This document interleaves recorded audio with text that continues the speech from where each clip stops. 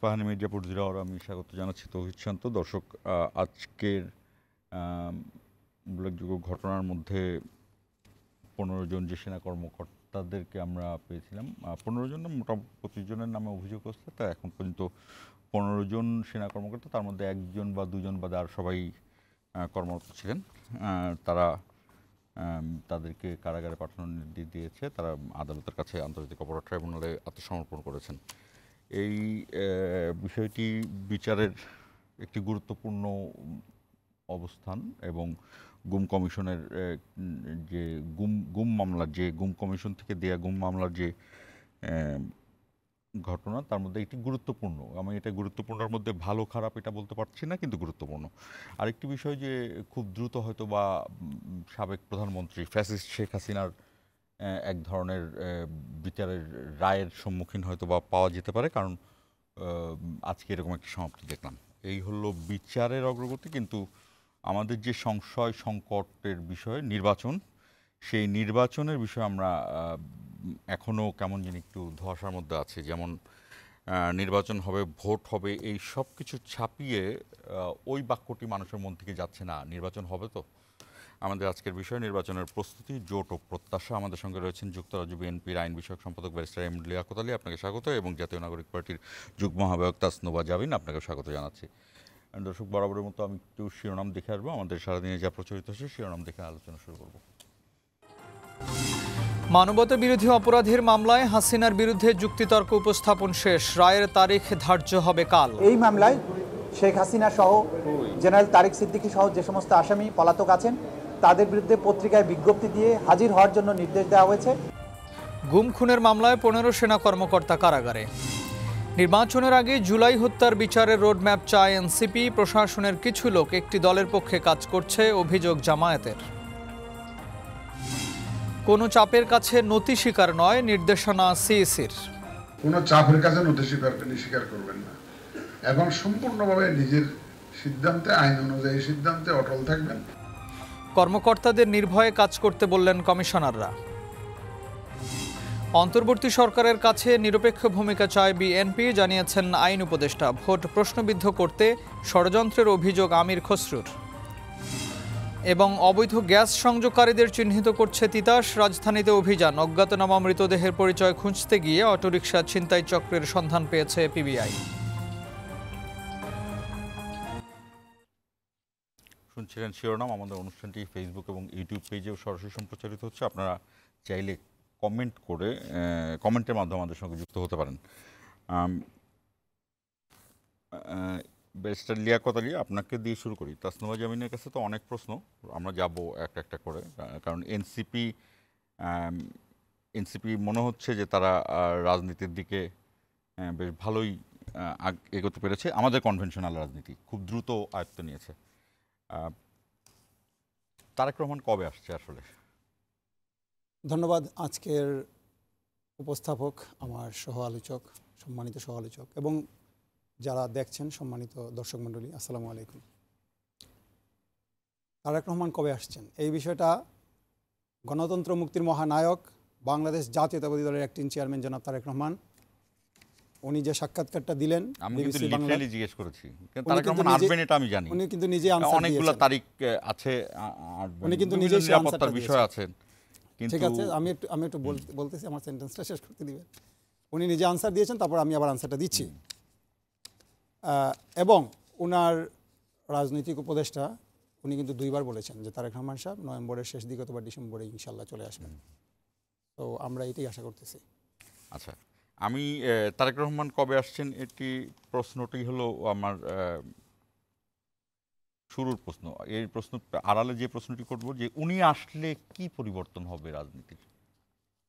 ধন্যবাদ। এটা হতে পারে বিএনপি রাজনীতির, অথবা বিএনপি যেহেতু বড় দল প্রভাব বিস্তার করছে, তাইলে বিএনপি রাজনীতির যদি পরিবর্তন হয় সেই জায়গাতে অন্য সব রাজনীতির মধ্যেও পরিবর্তন হবে। ধন্যবাদ।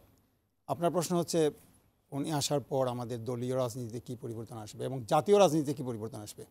দেখেন, জনাব তারেক রহমান আজকের এই অবস্থানে একদিনে আসেননি। 1988 সালে প্রথম বাংলাদেশ জাতীয়তাবাদী দলের প্রথম সদস্য পদ উনি গ্রহণ করেন এবং 92 সালে উনি দলের সিনিয়র যুগ্ম মহাসচিব পদে অধিষ্ঠিত হন। সেটা হলো 2002 সালে সিনিয়র মহাসচিব পদে অধিষ্ঠিত হন এবং 2008 সালে অ্যাক্টিং দলের সিনিয়র ভাইস চেয়ারম্যানের দায়িত্ব নেন এবং 2018 সাল থেকে অ্যাক্টিং চেয়ারপারসনের দায়িত্ব পালন করে আসছেন। তো আপনারা দেখেছেন গত 16-17 বছরে এই ফেসিস্ট গভর্নমেন্ট বাংলাদেশে যে ঘটনাটা করে গেল, 700 মানুষ গুম, 2000 মানুষ নির্বিচারে হত্যা করা হলো, 1,45,000 মামলা দেওয়া হলো, 60 লক্ষ লোককে হত্যা করা হলো।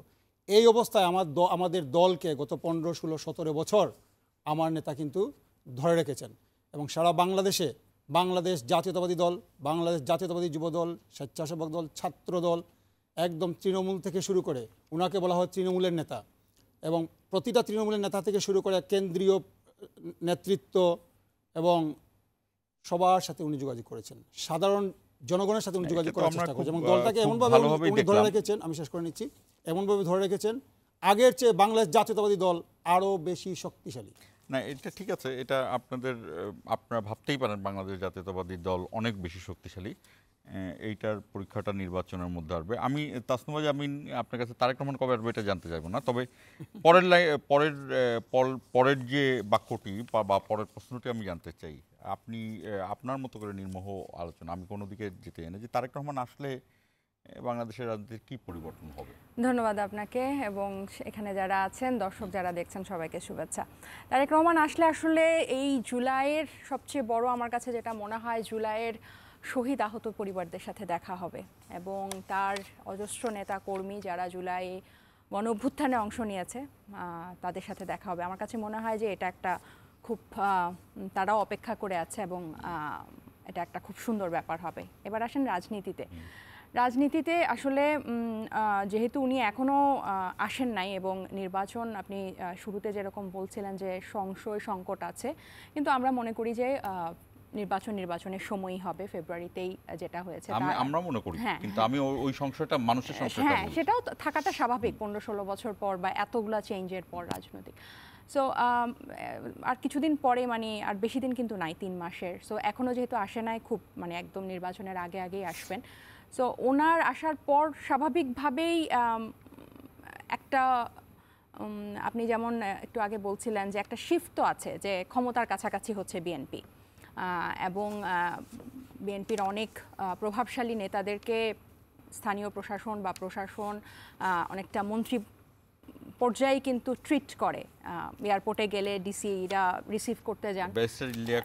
মনে করেন আমি এটা মনে করি না, বরং আমি মনে করি আপার যে দল ওনারা আরো বেশি সুবিধা নিচ্ছেন, আমাদের বেশি সুবিধা নিচ্ছেন। অনেকেই মনে করে এটা আপনি আচ্ছা, তো হচ্ছে সেটা ওনার আসার পর আমার কাছে মনে হবে যে উনি একদম মানে অনেকটা ওনার রাজনীতিতে মনে হবে যে বাংলাদেশের পরবর্তী প্রধানমন্ত্রী হয়তো দেশে চলে এসেছেন।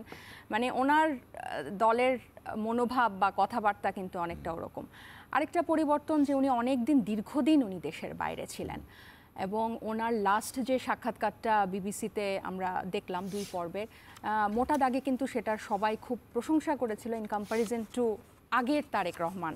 মানে উনি যাওয়ার আগে বেশ পরিণত ছিল, বেশ গুছানো ছিল, মানে কথা বলার ধরন বা এরকম কিছু। সো আমরা আশা করি যে আমরা নতুন একজন কে দেখব এবং ওনার কথাবার্তায় বোঝা যায় যে রাজনীতিটা কম্পিটিটিভ হবে। উনি কিন্তু ওনার নেতাকর্মীদেরকেও বলেন যে নির্বাচন সহজ হবে না এবং সামনে নির্বাচন কঠিন হবে, প্রতিযোগিতামূলক হবে। এবং উনি বাইরে থেকেই, যেটা আমি জানি না আগে এটা এতটা প্রচলিত ছিল কিনা, বেশ এই চাঁদাবাজের বিরুদ্ধে উনি বেশ কঠোর অবস্থান নিয়েছেন, হাজার হাজার নেতাকর্মীকে বহিষ্কার করেছেন।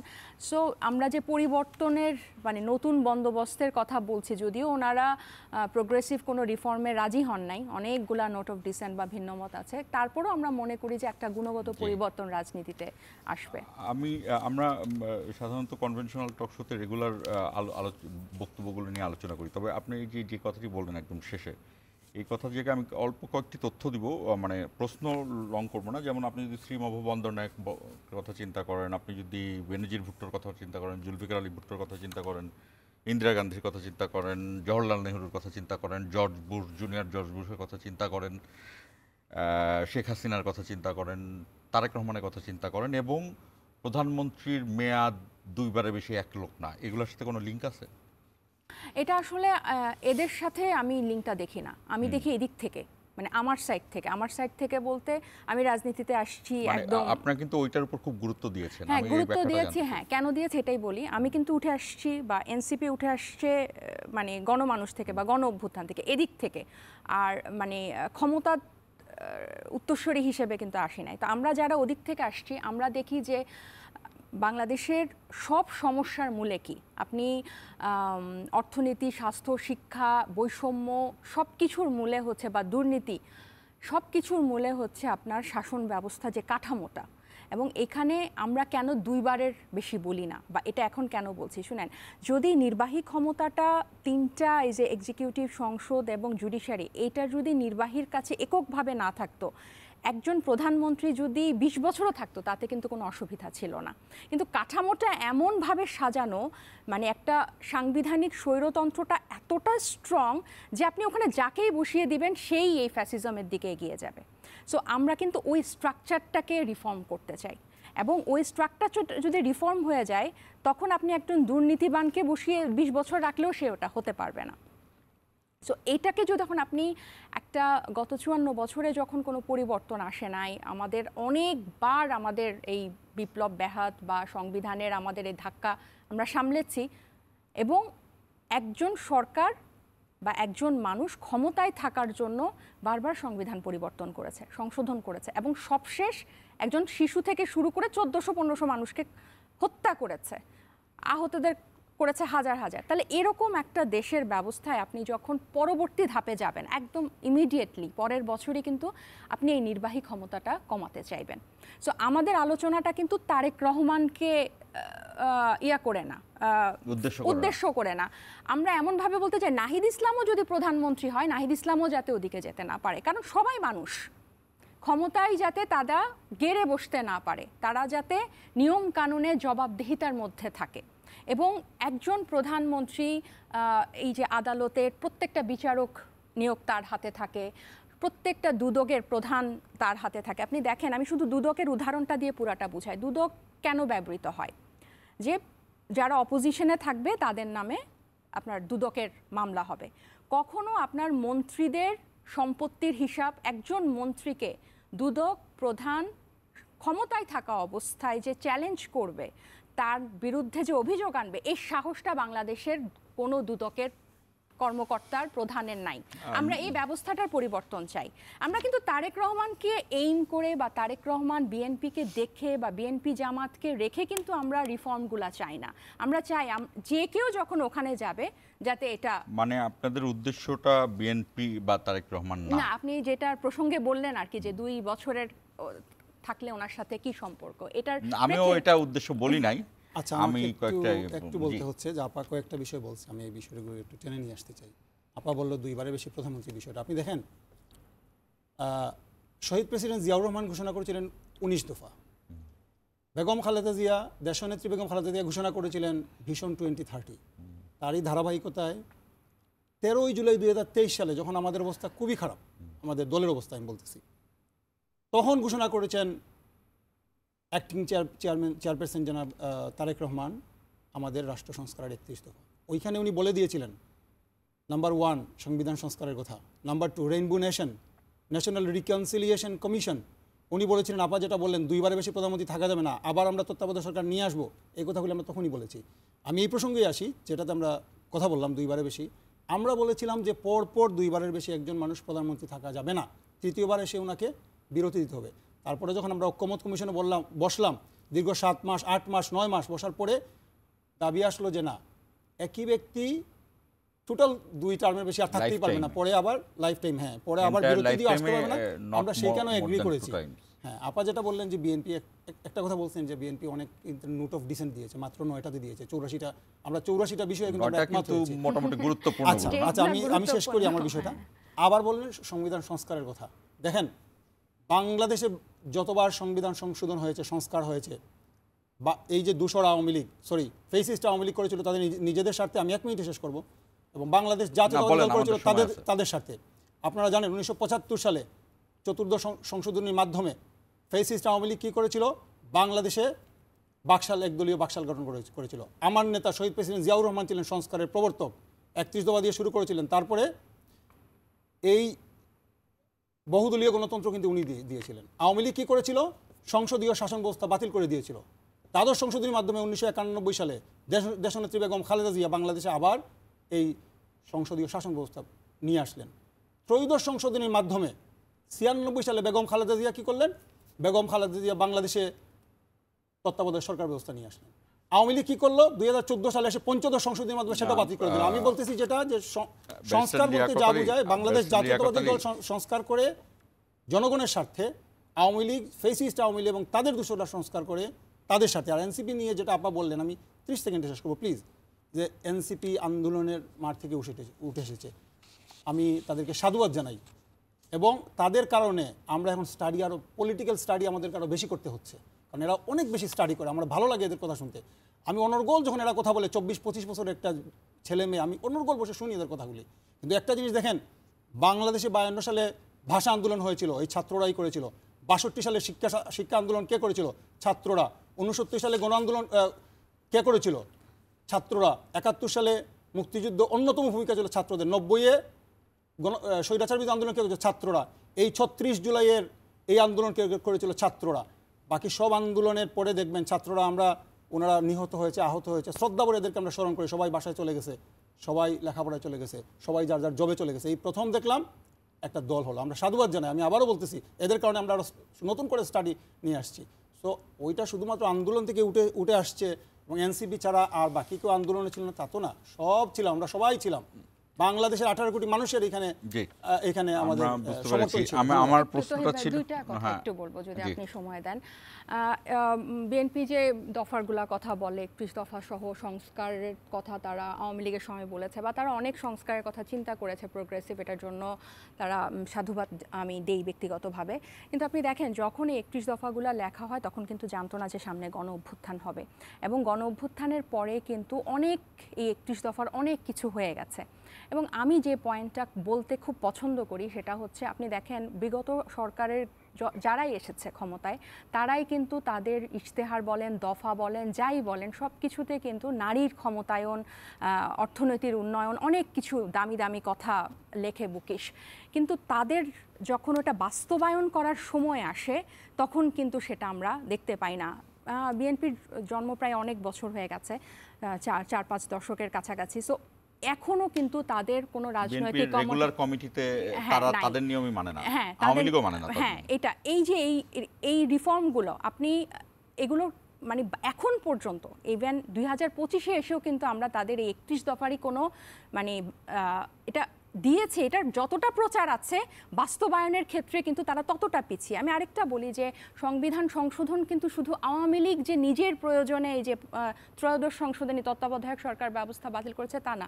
আপনার নিশ্চয়ই মনে আছে এই তত্ত্বাবধায়ক ব্যবস্থাটাকে ম্যানিপুলেট হয়, সব সরকার যে থাকে সে ম্যানিপুলেট করে এবং বয়স বাড়ানো, এক্স্যাক্টলি। এবং সেই 96-এ কিন্তু নিজের আন্ডারে তারা নির্বাচনটা করলো, বিএনপি নিজেদের দলীয় অধীনে। তারপর নির্বাচনটা কেন হয়েছিল আমি আপনাকে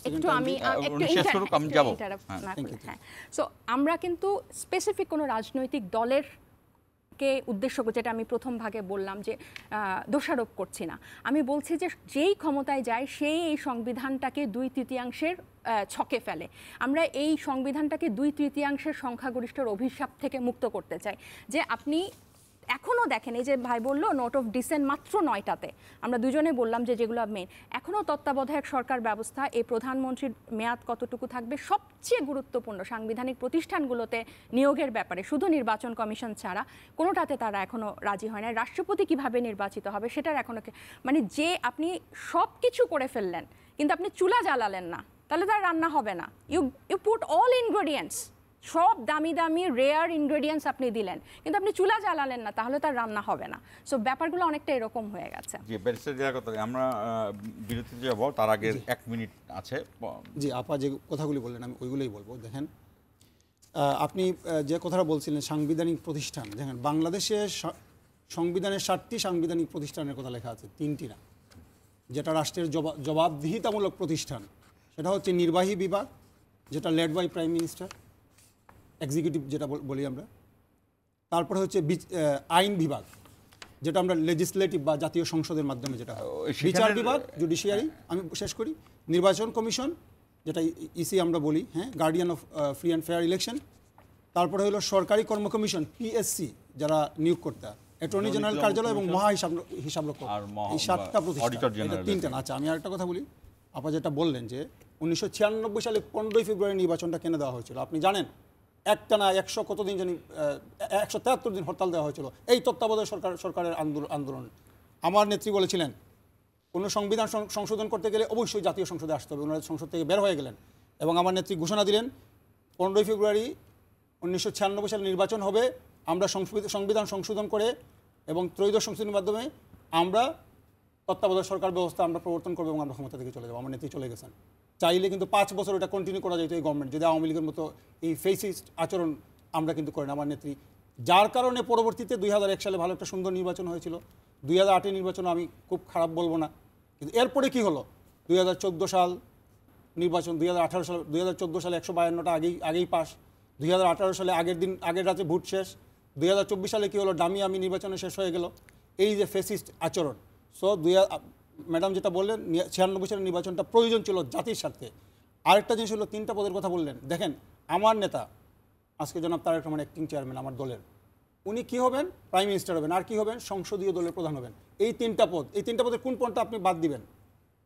এই 3টা পদ নিয়েই কিন্তু বেগম খালেদা জিয়া 3বার প্রাইম মিনিস্টার হয়েছিলেন, ফেসিস্ট আচরণে উনি যান নাই। না, এখানে আমি একটা কথা বলি, সেটি হলো যে আপনি তো লন্ডনে থাকেন, আপনি House of Lords, House of কমন্সের ব্যাপারটা জানেন। জি, উচ্চকক্ষ। ধরেন আমাদের এটা আমি এমনিই জানতে চাচ্ছি যে ধরেন আবার আপনি ব্যারিস্টারও, আপনি ধরেন সংসদ নেতা একজন হলেন, প্রধানমন্ত্রী একজন হলেন, তাহলে কি দেশের বেশি লাভ হবে? মানে বা দুইটা নাকি দুইটা ক্যারেক্টার একজন মানুষের মধ্যে থাকলেই বেশি সুবিধা হয়? না, লাভ ক্ষতির এখানে প্রশ্ন না, প্রশ্নটা হচ্ছে কি গত 2008 সাল থেকে এই পর্যন্ত, একটা হলো বায়োলজিক্যাল এফিসিয়েন্সির কথাও বলছি, আমি আইনগত দক্ষতার কথাও বলছি, যে কে কত দ্রুত বিষয়গুলো করতে হবে। মানে উত্তর দিতে গেলে তো আমাকে 30 সেকেন্ড সময় লাগে, আমার সেন্টেন্স শেষ করতে হবে। দেখেন এইখানে এই কথাগুলি কেন নিয়ে আসতেছেন, ওনাদের দাবিগুলো কিন্তু বৈধ দাবি। কেন আমি বলি, কারণ হচ্ছে শেখ হাসিনা এই যা করে গেলেন এই গত 15-16 বছরে এই পদেরগুলি অবমূল্যায়ন করেছেন, কিন্তু আমার নেতৃত্ব অবমূল্যায়ন করেন নাই।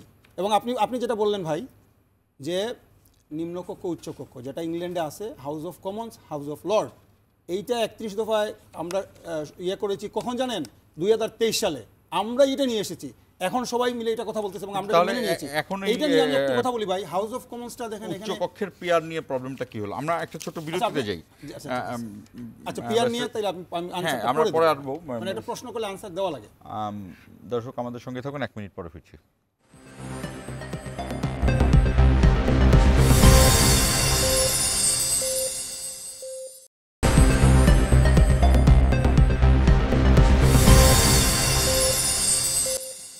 আবারও স্বাগত ইস্পাহানি মির্জাপুর জিয়া ব্যারিস্টার লিয়াকত। আমি যে বিষয়টি জানতে চেয়েছিলাম তার সাথে আমি আবার বলি যে এক নেতা এক পদ, এটি দীর্ঘ সময় ধরে বিএনপি নিজেদের মধ্যেও কিন্তু আলোচনা করছে। দেখা গেছে যে একজন ঢাকা মহানগরের আহ্বায়ক, আবার তিনি তার এলাকায় রংপুরে থাকবেন বা বরিশালে থাকবেন, সেখানেও সে জেলার প্রতিনিধি। তো এক নেতা এক পদ, এইটা বিএনপিরই, আপনি নিশ্চয়ই জানেন এটা, মনে আছে, এবং এইটাও তারেক রহমানই বলছেন। তাহলে এই গুরুত্বটা বোঝার পরেও তাহলে ঐকমত্য কমিশনে আসলে অনেক জায়গাতেই আপনারা কেন দ্বিমত করেন, বা সালাউদ্দিন ভাই কেন দ্বিমত করেন? না, এটা আমার মানে এটা কি দ্বিচারিতা কিনা? না, এটা আমার নেতাই বলেছেন যে এক নেতার এক পদ। ধরেন আমাদের একজন জেলা প্রেসিডেন্ট, উনি এমপি ইলেকশন না করলে ভালো, উনি বলছেন। এরকম আর অনেকগুলি পদ, যে আহ্বায়ক আসবে, ধরেন একটা জেলা আহ্বায়ক হইলো বা একটা থানা আহ্বায়ক হইলো, সেই জন্য প্রেসিডেন্ট ইলেকশন করতে না পারে, আমার যখন কাউন্সিল হবে উনি কাউন্সিল করে দেবেন, আরেকজন প্রেসিডেন্ট, আগে যেটা হইতো, সেটা আমার নেতা এটা বলেছেন। তো এখানে তো আমি কোনো দেখি না, উনি ঘোষণা দিয়েছেন। আপনি যেটা বললেন যে পিয়ারের একটা বিষয় নিয়ে এসেছে, না, তার আগে ছিল হলো যে যদি বাংলাদেশে, আমি জানি না এটা ঐকমত্য কমিশনে আছে কিনা, যদি বাংলাদেশের প্রধানমন্ত্রী একজন হন আর সংক্রান্ত আরেকজন হন, সংবিধান তো আসলে বেদবাক্য না। আপনি যে দেশে বেশি দিন থাকেন সেটা তো ফ্লোটিং সংবিধান, মানে ওরাই একমাত্র 1 নম্বরে আছে সংবিধানের দেখতে, যে সংবিধান হলো মানুষ যা চায় তাই তো। নাকি না সংবিধানকে for the sake of god and for the sake of না। কনস্টিটিউশন যা করছি তাই না, কিন্তু সেটা করা না, যায়, সেটা না, মানে কারণ- সংবিধানের জন্য আমরা করছি, তো সংবিধান তো আর জীবিত কিছু না। তো সেই জায়গাতে আমাদের যদি প্রধানমন্ত্রী একজন লোক হয় আর সংসদ নেতা একজন লোক হয়, এটা আমরা কত বছর লাগবে ভাবতে আবার?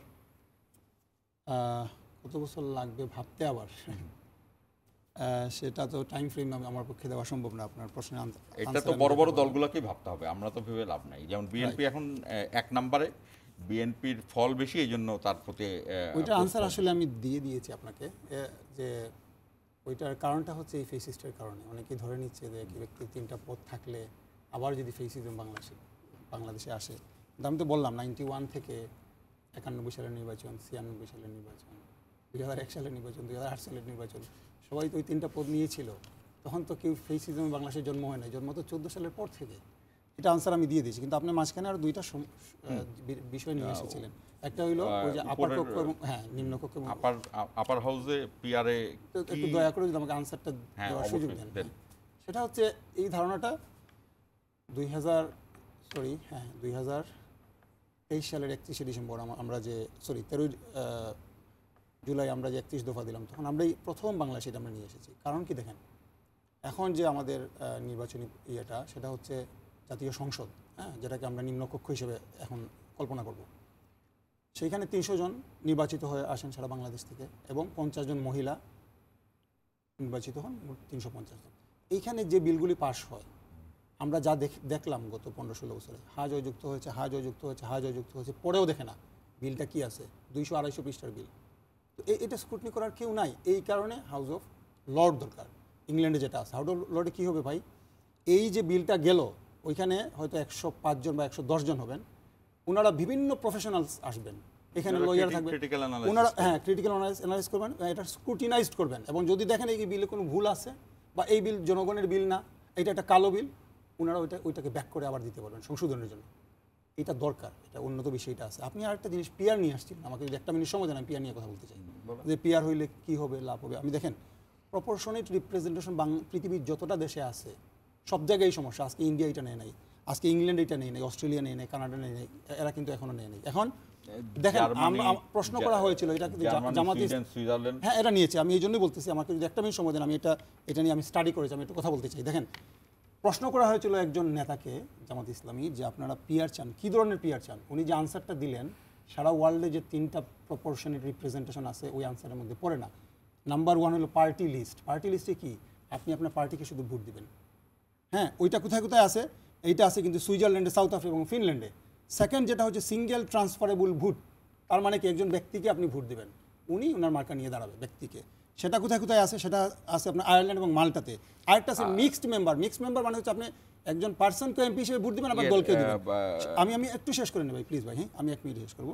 সেটা আছে জার্মানিতে, নিউজিল্যান্ডে এবং হ্যাঁ এই 2টা দেশে আছে। কিন্তু ডিসঅ্যাডভান্টেজগুলো বলি, এইটা কি হবে, এইটা হবে পলিটিক্যাল ফ্র্যাগমেন্টেশন। ফ্র্যাগমেন্টেশনটা কি, এখানে হচ্ছে টোটালি কেউ মেজরিটি পাবে না, কেউ মানে ধরেন 300 আসনের মধ্যে 151টা পাবে না। বাংলাদেশের ইতিহাসে 51% ভোট নিয়ে কেউ এখন মধ্যে আসে নাই।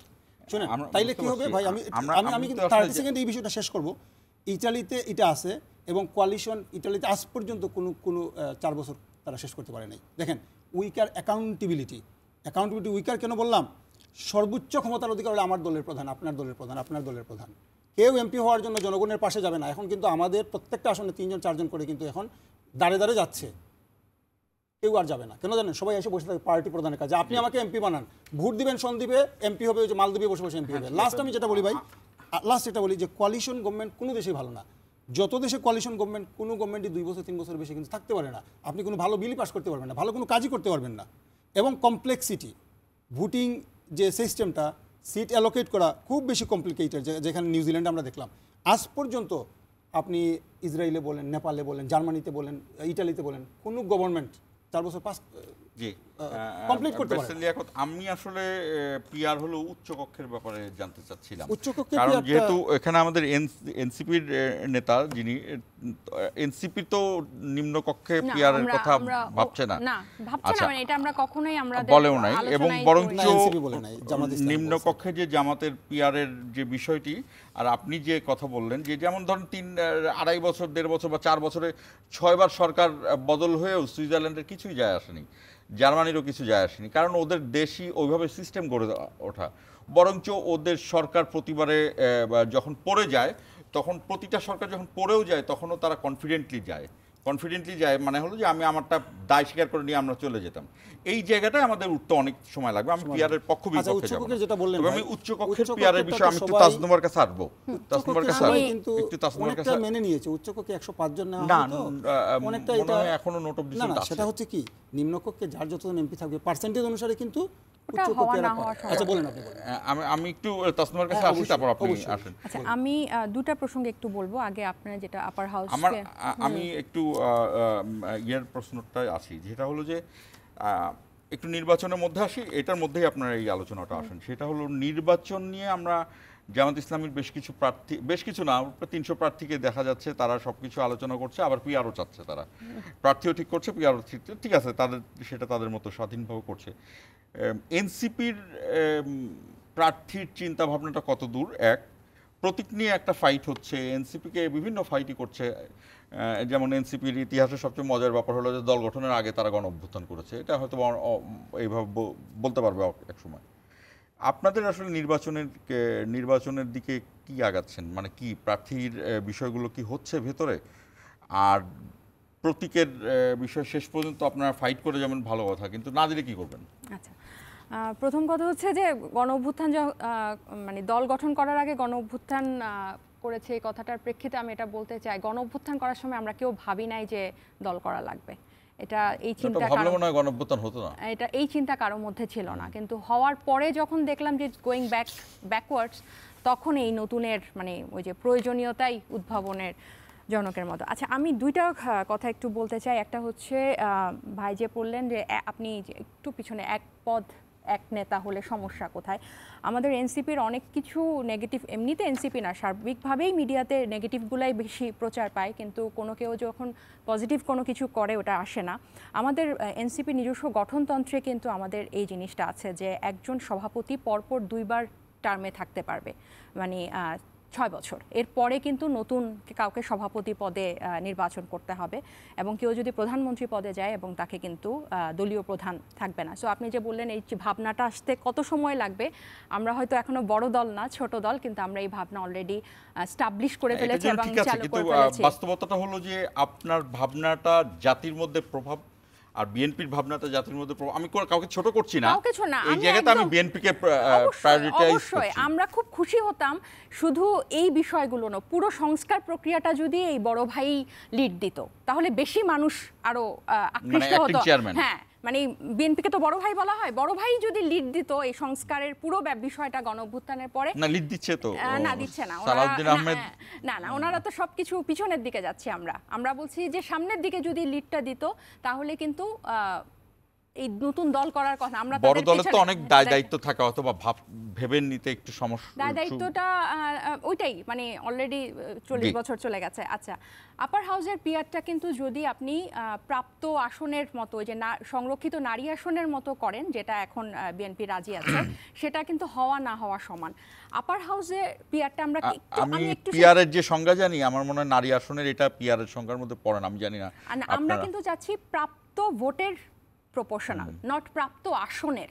সংরক্ষিত নারী আসন তো যারা সংসদ সদস্য হয় পুরুষরা, তারা সিলেক্ট করেন। আমরা সিলেকশন চাচ্ছি না, আমরা চাচ্ছি আপার হাউসের ওরাও ইলেক্টেড হবে, প্রার্থীর নাম নির্বাচনের আগেই আপনি জানিয়ে দিবেন, কারণ ভোটাররা তো একবার ভোট দেবে। আরেকটা হচ্ছে এটার মেইন কাজটা কিন্তু, যেটা নির্বাচন সংস্কার কমিশনও বলেছে, নির্বাচন ব্যবস্থা সংস্কার কমিশন, যে লোয়ার হাউসকে তারা কিন্তু আইন প্রণয়ন করতে পারবে না, তারা কিন্তু কোনো বিল অনির্দিষ্টকালের জন্য আটকিয়ে রাখতে পারবে না।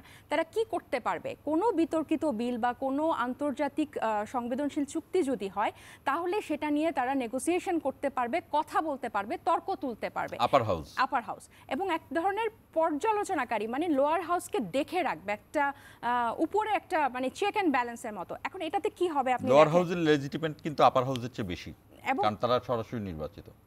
না এটা অন্য প্রসঙ্গ, আমি প্রয়োজনীয়তাটা বলছি।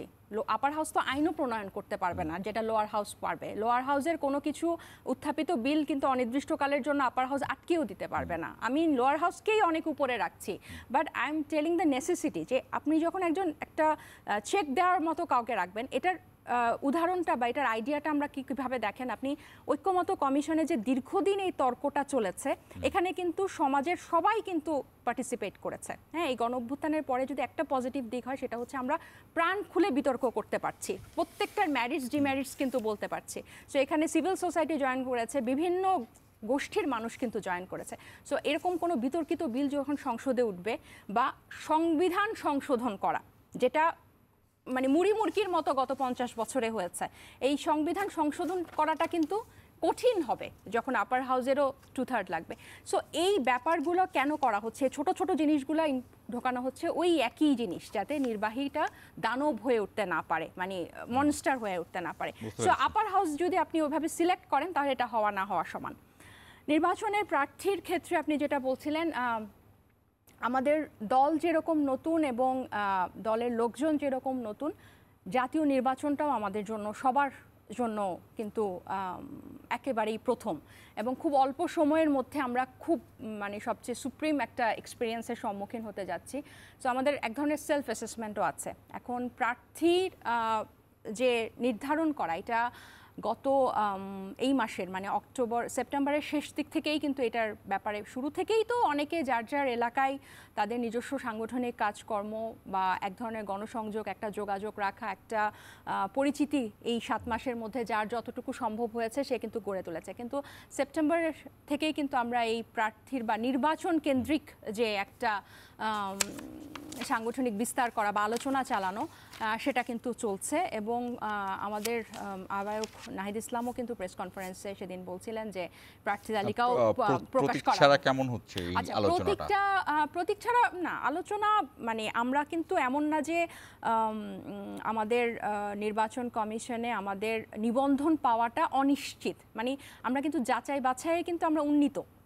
ইসি কিন্তু বিজ্ঞপ্তি দিয়ে জানিয়েছে যে তা এনসিপি ফিট আপনার নিবন্ধন পাওয়ার জন্য।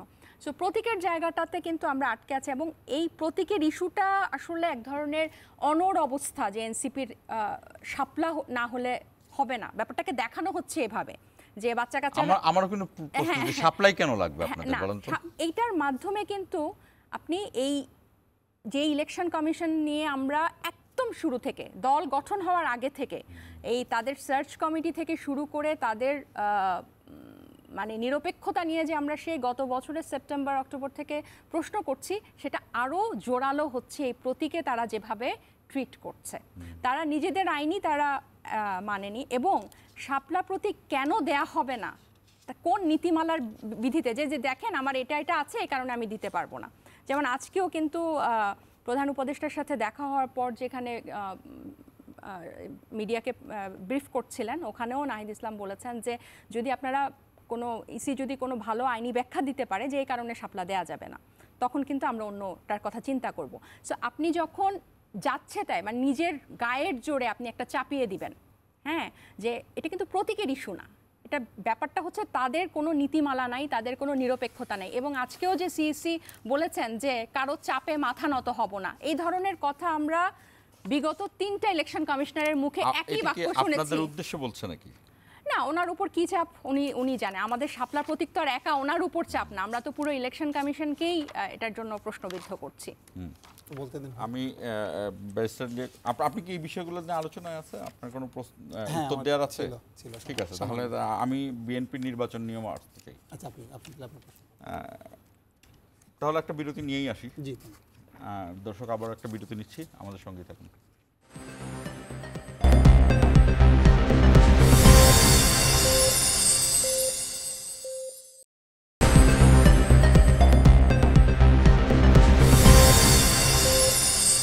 আবারও স্বাগত সভাপতি, ইস্পাহানি মির্জাপুর জিরো। লিয়াকত, আমি তাসনিমা জামিনকেও জানতে চাইলাম যে এনসিপির নির্বাচনী প্রস্তুতি কেমন। তাসনিমা জামিনের একটা সরল স্বীকারোক্তি ছিল যে নতুন দল হিসেবে তো আমাদের নির্বাচনটাও নতুন, তারপরে তারা তাদের মতো করে এগোচ্ছে। বিএনপির তো অনেক প্রস্তুতি, বিএনপির এক একটা আসন অনেকজন প্রার্থী, আর এই 24-এর অভ্যুত্থান হয়েছে তরুণদের উপরে, এবং এটাকে যে সর্বশেষ যে সাক্ষাৎকার দিয়েছেন অ্যাক্টিং চেয়ারম্যান, তিনি এটাকে খুব দারুণভাবে ধারণ করেন। 24-এর এই অভ্যুত্থানকে তিনি অনেকটা অ্যাকোমোডেট করেই সব দলকে নিয়ে ইয়ে করছেন। আপনাদের এখানে কারা কনভেনশনাল ওয়েতে, আপনাদের কিন্তু অনেক তারকা খ্যাতিসম্পন্ন প্রার্থী রয়েছে। এরপরে একটি অভিযোগ আসে বিএনপির, যে বিএনপি অনেক নমিনেশন বাণিজ্য করে, বিশেষ করে যারা ব্যবসায়ীরা, যারা রাজনীতি করে না কিন্তু ব্যবসায়ীরা আছে, তারা আসে। তারপর বিএনপি এরকমের বিভিন্ন চমক দেখায়, যেমন আমরা দেখলাম যে হাসান মামুন, তিনি ঢাকা ইউনিভার্সিটির ছাত্র দলের নিচের থেকে উঠে আসা একজন নেতা, তাকে সরাই দিয়ে হুট করে গোলাম মোল্লা রনি চলে আসছিল এই 2018 একটা নির্বাচনে। এরকমের বিষয়গুলো জানি। এই প্রশ্নটা, এই কথার মধ্যেই প্রশ্ন আছে যে নমিনেশন নিয়ে বিএনপির এবারে চিন্তা ভাবনা কি? জি, থ্যাংক ইউ। হ্যাঁ, আমাদের তো অনেক দিন থেকেই আমাদের মাঠ জরিপের কাজ চলতেছে, একটা দুইটা জরিপ না, অনেকগুলি জরিপের রিপোর্ট আমার অ্যাক্টিং চেয়ারপারসন জনাব তারেক রহমান সহ আমাদের স্থায়ী কমিটির কাছে আছে। এবং এই 19 তারিখে আমি লন্ডন থেকে আসলাম 12:10 3টার সময় গুলশান অফিসে সিলেট বিভাগের 19টা আসনের প্রার্থী যারা সবাইকে ডাকা হলো। আমি এখানে উপস্থিত ছিলাম, দেখলাম পুরো অনুষ্ঠানটা।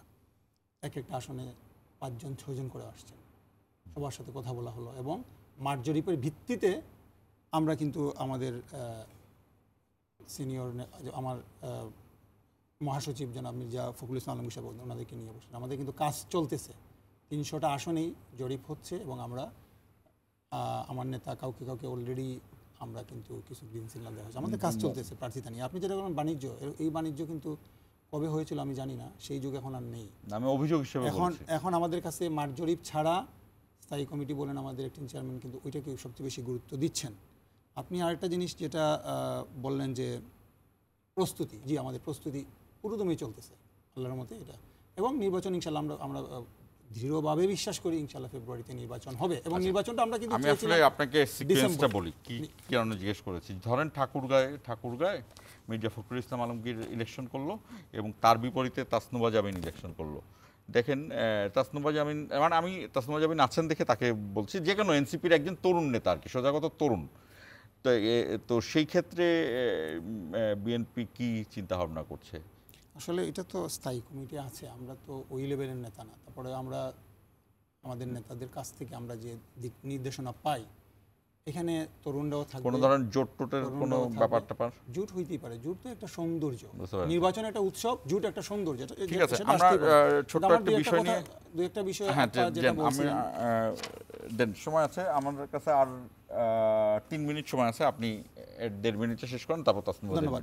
যেমন তাসনিম যেটা বলছিলেন যে ওইটা অ্যাক্টিং চেয়ারপারসন, পরে বললেন যে না আমি অ্যাক্টিং চেয়ারপারসন মিন করতেছি না, মিন করছি বিএনপিকে। বিএনপি যদি একটা লিডিং পজিশনে আসতো সংস্কারের বিষয়টা, আমি মনে করি বিএনপি এখানে লিডিং পজিশনে ছিল, যার কারণে 84টা বিষয়ে আমরা একমত হতে পেরেছি। এখন উনি এনসিপির রাজনীতি করেন, আমি বিএনপির রাজনীতি করি, আরেকজন হয়তো জামাত ইসলামী রাজনীতি করেন। সবার দলের নির্বাচনী ইশতেহার চিন্তা ভাবনা অফকোর্স ডিফারেন্ট থাকবে। আমরা আন্দোলন করেছি ফেসিস্টের এগেনস্টে, কিন্তু আমাদের নির্বাচনী ইশতেহার তো আলাদা থাকবে। সব বিষয়ে আমরা একমত না হতে পারি। আমার 4 ভাই আমরা অনেক বিষয়ে একমত না হতে পারি, কিন্তু আমরা 7 মাস 8 মাস আমরা একসাথে বসেছি, কথা বলেছি, আমরা দেখেছি সমগ্র জাতিকে যে আমরা ঐক্যবদ্ধ থাকতে পারি। এবং এই বিষয়গুলি জাতীয় সংসদ ছাড়া আপনি কীভাবে সংবিধান সংশোধন করবেন? ওকে তো জাতীয় সংসদে যেতে হবে। এবং আপনারা একটা কাজ করেন, প্রতিটা দল, এনসিপি বলেন, জামাত ইসলাম বলেন, আপনাদের নির্বাচনী ইশতেহারটা ঘোষণা করে কোন কোন বিষয়ে ডিসেন্ট আছে, ওই জিনিসগুলো আপনারা কি করবেন, আমরা কি করবি, আমরা জনগণকে বলি। জনগণ যেটা যাদের দিকে জনগণ ইয়ে করবে, আপনারা নির্বাচনী ইশতেহারে বলেন। সব বিষয়ে আমরা একমত হয়ে গেলে তো আর যার কোনো ভিউ থাকলো না। আরেকটা বিষয় হলো, শোনেন, আমি 1 মিনিট একটা জিনিস বলবো, যে একাধিক নির্বাচনের বিষয়টা আসতেছে, যে কেন এখনই গণভোট হচ্ছে না, কেন নির্বাচনের দিন 2টা হতে হবে। 2টা দেশের কথা বলি, মিশর এবং তিউনিসিয়াতে সেম ঘটনা করেছিল, 2বার নির্বাচন হয়েছিল, এবং পরবর্তী নির্বাচনে আর কেউ আসে না, ভোটাররা আসে না, এবং এতে বৈধতার সংকট তৈরি হয়। আরেকটা বিষয় বলি, প্রেসিডেন্সিয়াল অর্ডারের কথা অনেকে বলেন যে প্রেসিডেন্ট অর্ডার দিয়ে এই সংবিধান এই বিষয়টা এই যে খসড়া এটা করে নেন, এটা করা যাবে না। 1970 সালে পাকিস্তানে করেছিল এবং framework order, legal framework order দিকে এহিয়া খান করেছিল। রিজাল্ট কী হয়েছিল? উল্টা গিয়েছিল, পরবর্তীতে একটা যুদ্ধ করতে হয়েছিল। লাস্ট আমি যেটা বলবো, সংবিধানের কথা অনেকে বলেন সংবিধান ফেলে দেন, পুরা বডি ফেলে দেওয়া যায় না। যেটা হয়েছিল চিলিতে 2022-23 সালে 2বার গণভোট দিয়েও সংবিধান সংশোধন করা যায়নি। তো আমরা কোথায় বডির কোন জায়গায় সমস্যা নিয়ে আমরা কথা বলি। ধন্যবাদ। আমাদের তো পুরো শরীরেই ব্যথা। না, ব্যথা না, ওনার কথার সাথে আসলে বাংলাদেশের বাস্তবতার আমি জানি না, কোনো মিল পাচ্ছি না। উনি যেটা বললেন যে নির্বাচন ইশতেহার, সংস্কার প্রস্তাবগুলো কারো নির্বাচন ইশতেহার হবে না। এটা হচ্ছে জাতীয় ইস্যু, এটা কোনো রাজনৈতিক দলের একক কোনো কিছু না। যে এই 84টা সংস্কার প্রস্তাব, ওনারা 84টাকে ব্র্যান্ড করেছে। ওনারা 9টা যেগুলোতে নোট অফ ডিসেন্ট দিয়েছে, আসলে ব্র্যান্ড হবে ওগুলো, কারণ ওগুলোই হচ্ছে মূল ওই 84টাকে নাল অ্যান্ড ভয়েড করে দেয়। মানে এগুলো না হলে ওটার কোনো আসলে হয়ে কোনো লাভ নাই। প্রধানমন্ত্রীর ক্ষমতা খুবই কম কমতেছে। আরেকটা বিষয়টা হচ্ছে যে গণভোট, আপনি যে প্রসঙ্গটা আনলেন, এই জুলাই সনদটা বা এই 84টা যারা একমত ভিন্নমত হয়েছে, এগুলো রাজনৈতিক দল হয়েছে। কে কোনটাতে একমত হলো, কে কোনটাতে ভিন্নমত হলো, এটার ভিত্তিতে কিন্তু জুলাই সনদটা হতে পারে না। জুলাই সনদটা বাস্তবায়ন কোন পদ্ধতিতে হবে সেটা যদি উল্লেখ না থাকে, তাহলে জুলাই সনদটা জাস্ট একটা পেপারস ছাড়া আর কিছু না। এবং সেটা কিন্তু সব রাজনৈতিক দল একমত হয়েছে যে গণভোট হবে। এবং গণভোট হওয়ার পরে কি হবে, প্রত্যেকটা প্রস্তাবেই 84টা পুরো প্রস্তাবের উপরেই কিন্তু গণভোট হবে। তাহলে গণভোট মানে কি, যে আপনি সরাসরি জনপ্রতিনিধি না, সরাসরি জনগণই নির্ধারণ করবে। কোনো রাজনৈতিক দল তো জনগণের প্রতিনিধি। সো জনগণ যদি বলে যে আমার এটা লাগবে, তখন কোন রাজনৈতিক দল ওটাতে ভিন্ন মত দিল, ওটার তো আর কোনো গুরুত্ব কিচ্ছু যায় আসে না। তাহলে আমরা নিশ্চয়ই কেউ জনগণের থেকে উপরে না। আমরা বলতে আমরা কোনো রাজনৈতিক দল বা কোনো রাজনীতিবিদ তাদের উপরে না। সো কয়েকজন রাজনীতিবিদ মিলে যদি আপনার 84টা সংস্কার প্রস্তাবে কি মত দিল, এটার থেকে গুরুত্ব হচ্ছে জনগণ গণভোটে এটাকে কতটা বৈধতা দিল। জনগণ এটাকে, মানুষ গণভোটের মাধ্যমে এটাকে অ্যাপ্রুভাল দিবে, তারপর এটা পরবর্তী সংসদে একটা কনস্টিটিউট পাওয়ার পাবে, যেটার বদলতে মৌলিক সংস্কারগুলো মানে বেসিক স্ট্রাকচারটা চেঞ্জ করা যাবে সংবিধানের, যেটা আর কেউ পরবর্তীতে এসে নিজের কাজে পরিবর্তন আগে কেন হতে হবে বা এটা নিয়ে এই ব্যাপারটা আমরা একটু বলতে চাই। এনসিপির কিন্তু আসলে এই টাইমিংটা নিয়ে খুব রিজিড কোনো অবস্থা নাই। মানে এটা গণভোটটা ওই দিনও হতে পারে, আগেও হতে পারে, এটা নিয়ে আমাদের কিন্তু কোনো রিজিড অবস্থান নাই। এটা একই দিন হতে হবে। কিন্তু আমাদের এই যে রোডম্যাপ যেটা ডিসাইড হয়ে গেছে যে জুলাই সনদ বাস্তবায়ন আদেশ হবে, ভাই যেরকম বললেন যে আপনি যেটাই দেন, যেহেতু এটা সংবিধানে নাই, সো আপনাকে একটা আদেশ দিয়ে কিন্তু এটা দিতে হবে। সো আপনি জুলাই সনদ বাস্তবায়ন আদেশ দেন, এরপর গণভোট হবে, গণভোটের পরে আপনি পরবর্তী সংসদকে ডুয়াল পাওয়ার দিবেন। আপনাদের স্বাক্ষরের বিষয়টা কি হলো তাহলে? আমরা আজকেও বলেছি, আজকেও প্রধান উপদেষ্টার সাথে দেখা করে আসার পর আমাদের আহ্বায়ক বলেছেন যে এই বিষয়টা যদি ক্লিয়ার হয়ে যায় এবং এটা যদি ইনক্লুড হয়, জুলাই সনদ বাস্তবায়ন পদ্ধতিটা যদি সনদে ইনক্লুড হয় এবং এই কিভাবে এই সনদটা বাস্তবায়ন হবে এবং খসড়ার টেক্সটটা মানে কি লেখা আছে ওখানে, এই জিনিসটা সবার সামনে উন্মুক্ত করতে হবে। এই পথটা পরিষ্কার করতে হবে, মানে জুলাই সনদ আদেশ থেকে এটার পরবর্তী সংসদে ডুয়াল ক্ষমতা নিয়ে বাস্তবায়ন হওয়া পর্যন্ত, এরপর আমরা ওখানে সই করব। কারণ এটা ছাড়া ওখানে কি আসছে, 84টা বিষয়ে কে রাজি হয়েছে, কে রাজি না, সই করবেন না। আমরা এটা তো করা না করা একই কথা। এটা ছাড়া অন্য দল তো করলো, অন্য দলের সাথে হ্যাঁ, মানে এটা আপনারা তো সবাই একসাথে বসে ঐকমত্য কমিশনে ছিলেন। কিন্তু মানে এটার সাথে কি এটার কোনো মানে কম্প্যারিজন হয়? অন্য দল ধরেন মনে করলো যে হচ্ছে বাসি বিরিয়ানি খাবো, অসুবিধা নাই। আমরা যদি খিদা নিয়েও বলি যে না এটা বাসি বিরিয়ানি, এটা যতই মজা হোক এটা তো বাসি, খাবো না, তার চেয়ে বরং ডাল ভাতেই থাকে, একা হলে একা সব বিরিয়ানি মিস করলাম, বাট এটা তো বাসি বিরিয়ানি। আমাদের অবস্থানটা এরকম। কিন্তু ধরেন যখন অন্য সব দল বাসি বিরিয়ানি খেয়ে ফেলবে আর আপনি খাবেন না, তখন তো ওই দেশের রীতিটাই হয়ে যাবে যে বাসি বিরিয়ানি খায় না। না, আপনি যখন এই জুলাই সনদটাতে সবাই সই করলো, এটা যদি আপনি বাস্তবায়ন পদ্ধতি না দেন, পরবর্তীতে যে যাবে সে যদি বলে যে এটার তো কোনো লিগ্যাল বেসিস নাই, তাহলে আমি এটা কেন মানবো? এবং এই আপনি নিজেই বলেন, আপনি আমার থেকে অনেক বেশি জানাশোনা মানুষ, কবে কে কখন কথা রেখেছে এই 54 বছরে? আমরা 90 বছরে, সরি 90s তো আপনার এই 3 জোটের রূপরেখা আমরা তো ওইটার পুনরাবৃত্তি চাই না। না, এই ঠিক আছে, আপনি রাজনীতিবিদরা এটা ভালো বলছেন, আপনাদের দুজনকেই আমি ধন্যবাদ। 30 সেকেন্ডে শেষ করে নিই একটু প্লিজ, আমাকে একটু 30 সেকেন্ড? হ্যাঁ 30 সেকেন্ডে নিব। সুনীল গঙ্গোপাধ্যায়ের কিন্তু বিখ্যাত কবিতা আছে, কেউ কথা রাখেন। আমি আশা করি ইনশাল্লাহ আমরা দেখব কথা রাজনীতিবিদরা রাখবে। আর একটা কথা আছে, আপা যেটা বলেন, ওনারা সিগনেচার দেন এবং 4টা দল সিগনেচার দেন, বাকি সব দিয়ে দিচ্ছে 28টা দলের মধ্যে। বেঞ্জামিন ডিসরায়েল বলেছিলেন, finality is not the language of politics. পলিটিক্সে শেষ কথা বলে কোনো কথা নেই। আমরা যদি এই 7 মাস 8 মাস 10 মাস একসাথে আমরা বসতে পারলাম, এতগুলি বিষয়ে আমরা একমত হতে পারলাম, ইনশাল্লাহ আমি আশা করি আমরা সবাই ঐক্যমত্যে আসবো। এবং উনি জেলার লাস্ট যেটা ওয়ার্ডটা ওটা দিয়ে আমি শেষ করবো, লিগাল বেসিস। তাই যদি হয়ে থাকে, এটা লিগাল বেসিসটা কে দিবে? যে যারা পাশ করে আসবে সংসদে, এরাই কিন্তু এটার বেসিসটা দিতে হবে। ধন্যবাদ দুজনকে, অসংখ্য ধন্যবাদ আমাদের সঙ্গে যুক্ত থাকার জন্য। দর্শক, যথেষ্ট আলোচনা হল, তার মধ্যে দুটো বিষয় কিন্তু ফ্যাক্ট এবং হিস্ট্রি। সেটি হলো যে বেগম খালেদা জিয়া যেমন সংবিধানের দোহাই দিয়ে 15 ফেব্রুয়ারি নির্বাচন করেছিলেন, আবার তিনি ইলেকশন করে সংসদ গঠন করে তত্ত্বাবধায়ক সরকার বিল পাশ করে আবার তিনি পদত্যাগ করেছিলেন। সময়ের বিবর্তনে দেখলাম যে এরকম আরও আলোচনা হলো, কিন্তু তখন সেই সময়কার প্রধানমন্ত্রী কিন্তু আর শেষ পর্যন্ত পদত্যাগ করেনি। অর্থাৎ একটা সময় যেটি ছিল আলোচিত সমালোচিত, সেটি পরবর্তী জনের কর্মকাণ্ডর দ্বারা, অর্থাৎ আমরা দেখলাম যে স্বৈরাচারী বলা হতো হোসেন মোহাম্মদ এরশাদকে, কিন্তু তিনি যখন মারা গেলেন আর তখন যে সরকারটা ক্ষমতায়, শেখ হাসিনার সরকার, তারা যা যা করলেন, যে এরশাদকেও অনেক মানুষ খুব ভালো মানুষ হিসেবেই ব্যাখ্যা দিয়েছে। এগুলো আমাদের সামনের দেখা, আমাদের চোখের সামনে দেখা। আমরা গণতন্ত্রের জন্য তাকিয়ে আছে সারা দেশের মানুষ, ভোটের জন্য তাকিয়ে আছে সারা দেশের মানুষ। ভোট গণতন্ত্রের জায়গায় আমরা প্রত্যেকের অনেস্টিটা, অর্থাৎ প্রত্যেকের অনেস্টিটা যদি আমরা ঠিক করতে পারি, আমার মনে হয় সেটি সবচেয়ে বড় পাওয়া হবে। শেষ করছি আজকের ইস্পাহানি মিডিয়া প্রতিদিন।